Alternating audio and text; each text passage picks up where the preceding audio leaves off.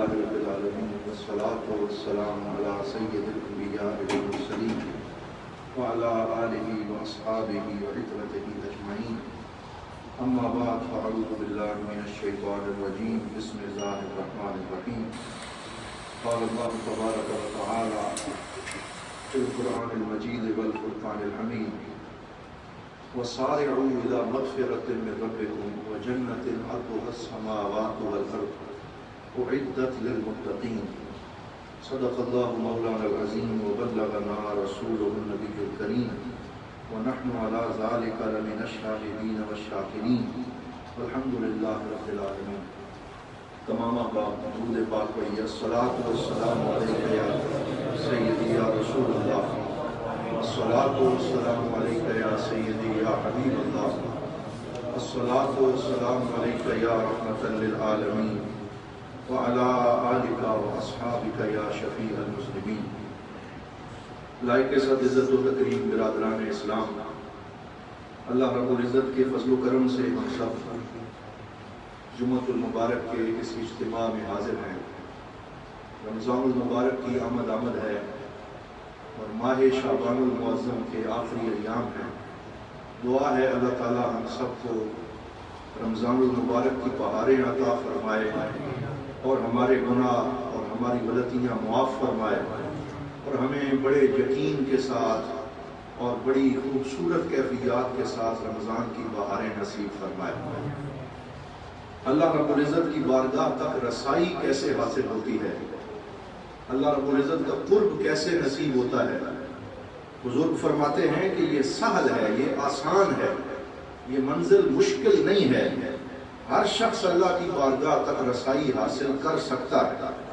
شیطان بعض اوقات ہمارے ذہنوں میں یہ ڈالتا ہے کہ اللہ کی ذات تک رسائی اور اس کی معرفت تو بڑی مشکل ہے کیونکہ تم اچھے نہیں، تمہارا نفس تمہارا دشمن ہے اور دینداری بڑی مشکل ہے.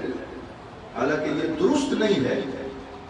بزرگ فرماتے ہیں الطریق الی اللہ سہل، کہ اللہ رب العزت کی طرف جانے کا راستہ بڑا آسان ہے اور اللہ تعالیٰ اپنے بندوں سے محبت فرماتا ہے. اللہ چاہتا ہے کہ اس کے بندے اس کے قریب آئیں، اس کی بارگاہ میں حاضر ہوں. اس کی رحمت انتظار کر رہی ہوتی ہے کہ وہ بندوں کو نواز دے. اسی وجہ سے حضور صلی اللہ علیہ وآلہ وسلم، آپ بھی کہیں صلی اللہ علیہ وسلم نے ارشاد فرمایا لا یقولن احدکم خبثت نفسی، کہ تم میں سے کوئی بندہ بھی یہ نہ کہے کہ میرا نفس جو ہے وہ برا ہو گیا اور میں اچھا نہیں ہو سکتا. اپنے بارے میں یہ بات نہ کرے بلکہ کوشش کرے. اور حدیث پاک میں ہے جسے حدیث قدسی کہا جاتا ہے، اللہ کا فرمان ہے من تقرب الی شبرا تقربت الیہ ذراعا، کہ جو ایک بالشت میرے قریب آتا ہے میری رحمت ایک بازو اس کے قریب آ جاتی ہے. جو ایک بالشت میرے قریب آتا ہے میری رحمت ایک بازو اس کے قریب آتی ہے. ومن تقرب الی ذراعا تقربت الیہ باعا، اور جو ایک بازو میرے قریب ہوتا ہے میری رحمت 10 قدم آگے بڑھ کے اپنے اس بندے کا استقبال کرتی ہے. ومن اتانی یمشی اتیتہ ہرولا، اور جو میری طرف چل کے آتا ہے میری رحمت اس کی طرف دوڑ کے آتی ہے. نعرہ تکبیر، نعرہ رسالت، سیدی مرشدی. فرمایا جو میری طرف چل کے آتا ہے میری رحمت اس کی طرف دوڑ کے آتی ہے. کوئی ایک رات متوجہ ہو، کوئی دن کے وقت متوجہ ہو، اللہ رب العزت کی رحمت اسے اپنی جناب سے خاص لطف و کرم عطا فرماتی. ایک عبادت گزار کے بارے میں یہ روایات کتب تصوف میں موجود ہیں کہ وہ ایک طویل عرصہ عبادت کرتا رہا اور پھر کئی سال عبادت کرنے کے بعد وہ غفلت کا شکار ہو گیا اور وہ دور ہوتا چلا گیا اور غفلت اور شیطان کی ہوس اس پہ طاری ہو گئی. پھر ایک دن اس نے اپنے اندر گفتگو کرتے ہوئے سأل نفسہ، اپنے آپ سے سوال کیا هل يمكن اعود الى اللہ فيقبلنی، کہ کیا اب دوبارہ اگر میں اللہ کی طرف لوٹنا چاہوں تو میرا رب مجھے قبول کرے گا. فرآ رؤیتا، تو اس نے خواب دیکھا کہ اللہ کی رحمت اسے پکار کے کہہ رہی تھی احببتنا فقربناک، تو نے ہم سے پیار کیا ہم نے تجھے قریب کر لیا. ثم عصیتنا فامہلناک، پھر تو نے ہماری نافرمانی کی تو ہم نے تجھے مہلت دی، پکڑ نہیں فرمائی، گرفت نہیں کی۔ وَإِنْ عُدْتَ إِلَيْنَا قَبِلْنَاكَ، اب اگر تو پھر لوٹ کے ہمارے پاس آئے گا تو ہماری رحمت تمہیں فوراً قبول کر لے گا۔ تو یہ اللہ رب العزت کا کرم ہے۔ حضرت امام احمد بن حنبل رضی اللہ تعالیٰ عنہ سے سوال کیا گیا، کم بیننا و بین العرش من المسافہ، ہمارے اور عرش رحمان کے درمیان کتنا فاصلہ ہے، کیسے طے ہو سکتا؟ تو آپ نے فرمایا بیننا و بین العرش دعوت صادقہ من قلب مخلص، فرمایا ہمارے اور عرش کے درمیان ایک سچی دعا کی دوری ہے، جو بندہ مصلی پہ سچے دل سے یہ دعا مانگتا ہے تو عرش کے درمیان کا یہ سارے کا سارا فاصلہ سمٹ جاتا ہے۔ ایک ہی جست نے طے کر دیا قصہ تمام، اس جہانے رنگ و بو کو بے قرار سمجھا تھا۔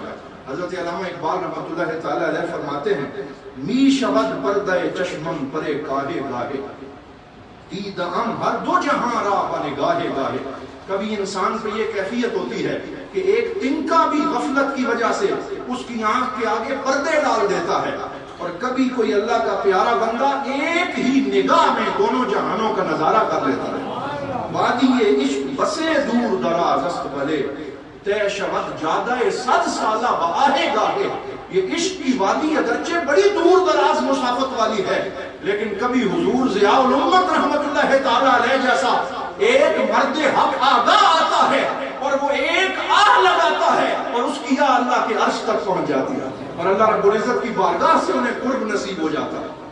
اس لیے فرمایا در طلب کوش مدح عام دامن امید بدست، دولت ہست کے یابی سرے راہے گاہے، کہ اس لیے طلب میں کوشش کرتے رہو، امید کا دامن نہ چھوڑو، یہ ایسی دولت ہے کبھی کبھی راہ چلتے ہوئے نصیب ہو جائے گا۔ ان اللہ یبسط یدہ باللیل، یہ حدیث قدسی ہے، سرکار نے فرمایا اللہ رب العزت دن کے وقت اپنے دامن رحمت کو پھیلاتا ہے، لیتوب مسیء النہار، تاکہ وہ رات کے وقت گناہ کرنے والے کی توبہ قبول کرے، انتظار فرماتا ہے۔ وَيَبْسُطُ يَدَهُ بِالنَّهَارِ لِيُطِيبَ مُسِيءَ اللَّيْلِ، اور فرمایا دن کے وقت بازو پھیلاتا ہے تاکہ رات کے وقت گناہ کرنے والے کی توبہ کو قبول کر لے۔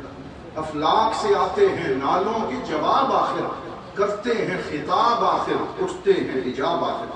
حضرت امام سیدنا احمد الرفاعی، کہ سیدنا عبد القادر جیلانی کے ہم اثر تھے رحمت اللہ تعالی علیہ، فرماتے ہیں طریق و وصول کا الی اللہ خطوتین، اللہ تک پہنچنے کا جو راستہ ہے وہ دو قدم ہے، خطوتن ان تدع قدمک علی عنقک، پہلا قدم یہ ہے کہ تو اپنا قدم اپنی گردن پہ رکھے، اور دوسرا قدم یہ ہے کہ تو اللہ کی بارگاہ تک رسائی حاصل کر لے۔ مطلب یہ ہے کہ تو عجز و انکساری اختیار کر، اور اللہ رب العزت کے سامنے تذلل اور خشوع اختیار کر، اپنے آپ کو کچھ نہ سمجھ، اس کی بارگاہ میں سر تسلیم خم کر دے۔ پھر آپ نے فرمایا نظرت الی الطرق الموصلۃ الی اللہ، میں نے اللہ کی طرف پہنچانے والے راستوں کو دیکھا، فرأیت اکثرھا مزدحما، اکثر راستوں میں بھیڑ لگی ہوئی تھی، بہت زیادہ لوگ تھے۔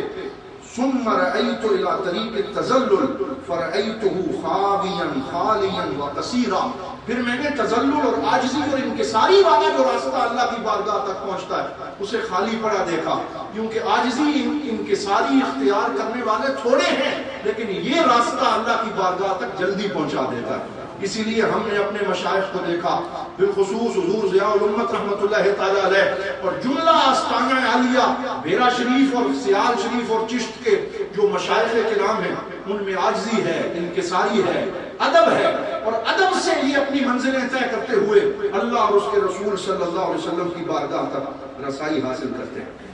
آخر میں یہ عرض کرنا چاہوں گا، ایک حضرت امام احمد بن حنبل رحمۃ اللہ تعالی علیہ نے یہ حکایت لکھی کہ ایک عورت عبادت گزار تھی، کسی کے گھر میں کام کاج کرتی تھی، اور اس کا مالک ایک رات کو اس کے طرف آیا تو دیکھا کہ وہ کام کاج ختم کر کے مصلی پہ عبادت میں مشغول ہے، رو رہی ہے، گڑ گڑا رہی ہے، اور ساتھ عرض کر رہی ہے اللہم انی اسألک بحبک لی ان تکرمنی وتوفقنی، یا اللہ جو تو میرے ساتھ محبت رکھتا ہے، تجھے اس محبت کا واسطہ کہ میرے اوپر کرم نوازی فرما، مجھے توفیق خیر عطا فرما۔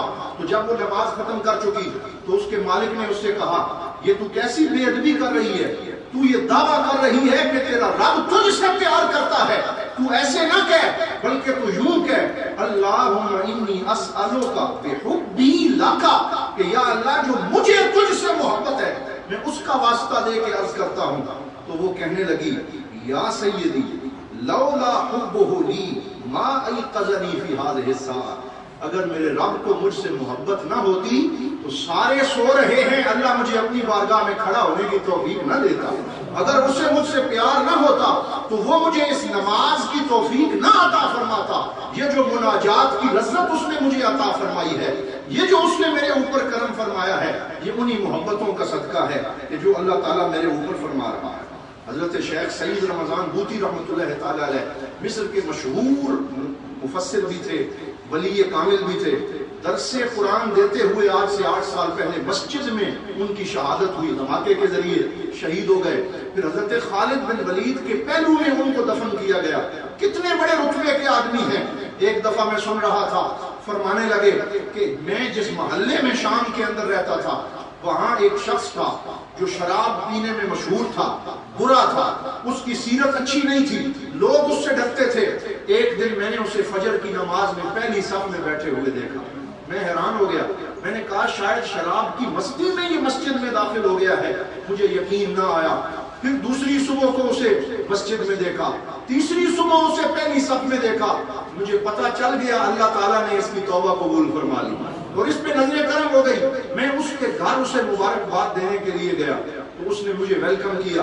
پہلی دفعہ میں اس کے گھر میں داخل ہوا، میں نے کہا تجھے توبہ کی مبارک ہو کہ اللہ نے تجھے اپنا راستہ عطا فرمایا ہے۔ تو وہ رو کے کہنے لگا کہ میرے شیخ صاحب جب میں گناہ کے راستے پہ تھا اس وقت بھی اللہ تعالیٰ سے ایک صلہ میں نے باقی رکھا ہوا تھا، اور وہ کیا تھا کہ جب میں شراب پی رہا ہوتا سر عام تو مجھے مناروں سے اذان کی آواز آتی، لوگ تسبیح و تحلیل بلند کرتے ہوئے سنائی دیتے تو مجھے شرمندگی ہو جاتی، اور میں ندامت کے اندر وہ بوتل اور وہ شراب اٹھا کے اپنے گھر میں چلا جاتا، اسے اندر سے جو ہے وہ کنڈی چڑھا دیتا، اور پھر میں اپنے منہ سے یہ کہتا اے میرے مالک تو میرے اور اپنے درمیان یہ دیوار کب ہٹائے گا، کب تو مجھے اپنا قرب بخشے گا، کب یہ دیوار ظاہر ہوگی اور مجھے تیرا قرب نصیب ہوگا۔